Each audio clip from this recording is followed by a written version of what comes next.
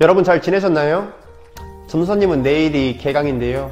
네, 기분이 좋지가 않습니다. 여러분도 하루빨리 개학했으면 좋겠네요. 예, 오늘 설교 시작하려고 합니다. 여러분, 이번 주는 사순절 몇 번째 주일일까요? 세 번째 주일이죠. 벌써 3월의 세 번째 주가 되었습니다. 우리는 오늘도 예수님께서 시험 받으신 사건에 대해 듣고 예수님의 고난을 묵상하는 시간을 가지려 해요. 여러분, 혹시 저번 주 설교 기억나시나요? 까먹었을 것 같아 간단히 요약하자면 예수님께서 세례 받으시고 금식하신 후에 시험을 받으셨죠. 그 첫 번째 시험이 바로 네가 만일 하나님의 아들이라면 이 돌들을 떡으로 바꾸어 보라는 시험이었습니다. 오늘은 그 이야기와 이어지는 두 번째 시험에 대해 이야기 나누려 합니다. 예수님께서는 하나님의 영광을 위한 일이 아닌 곳에 능력 사용하시길 거부하셨죠. 그러나 사탄의 시험은 거기서 멈추지가 않았다고 해요. 오늘 말씀을 보면 사탄이 거룩한 성 꼭대기로 예수님을 데려갑니다. 아마 예루살렘 성전 꼭대기겠죠. 그리고 이렇게 말해요. 네가 만일 하나님의 아들이라면 여기서 뛰어내려 봐라. 이뿐만이 아니라 사탄은 성경 말씀도 인용합니다. 전도사님이 읽어볼게요. 하나님이 너를 위하여 자기 천사들에게 명하실 것이다. 그리고 그들이 손으로 너를 떠받쳐서 너의 발이 돌에 부딪히지 않게 할 것이다. 여러분, 그러니까 지금 사탄은 네가 만일 하나님의 아들이라면 여기서 뛰어내려도 하나님께서 지켜주실 거라고 예수님께 말하고 있는 것입니다.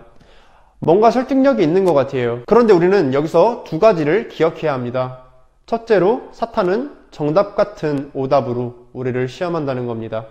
사탄은 우리를 시험할 때 100% 틀린 말은 하지 않아요. 대부분의 경우 99%는 맞는데 1%만 틀린 말로 우리를 시험합니다. 예를 들어 볼게요. 누군가 여러분에게 음료수를 줍니다. 그런데 그 음료수에 대놓고 독약, 해골 표시가 있다면 마시겠어요? 절대 안 마시겠죠. 그렇게 사탄은 우리가 좋아하는 음료수에 1%의 독약을 타서 준다는 겁니다. 우리가 이러한 시험을 이기기 위한 방법은 단 한 가지 뿐인데요. 말씀과 기도를 통해 하나님을 더욱 깊게 아는 것 외에는 이러한 시험을 이길 방법이 없습니다. 이 사실을 기억하시고요. 두 번째로 우리가 기억해야 할 것은 이 시험이 단순히 예수님이 하나님의 아들임을 증명하기 위한 시험이 아니었다는 거예요. 이 시험은 예수님이 이 땅에 오신 목적을 무너뜨리기 위함이었습니다.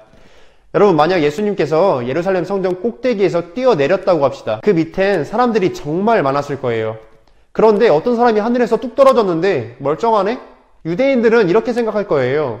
우리를 지배하던 로마로부터 우리를 구원해줄 메시아가 오셨구나. 왕이 오셨구나. 유대인들은 메시아가 로마 제국을 무너뜨리고 자신들을 구원해주길 바랬어요. 그런데 예수님께서 이 땅에 오신 목적은 우리의 죄를 대신 짊어지시고 십자가에 못 박히시기 위함이었습니다. 왕으로서 영광받고 권력을 잡으러 이 땅에 오신 게 아니라 죄인을 위해 고난받으시고 낮은 자들과 함께 하시기 위해 이 땅에 오신 거였어요. 그런데 성전 꼭대기에서 뛰어내린다면 이러한 계획이 무너지게 되는 거예요. 예수님께서는 이 모든 사실을 알고 계셨습니다. 그래서 마귀에게 다음과 같이 말씀하세요.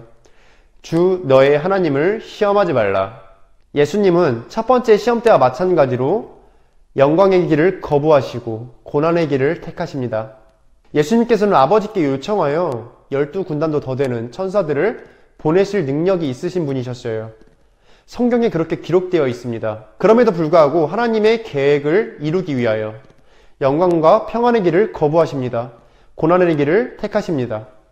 이번 주도 우리를 위해 고난받으신 예수님을 기억하며 묵상하는 우리 청소년부 친구들이 되기를 기도하겠습니다.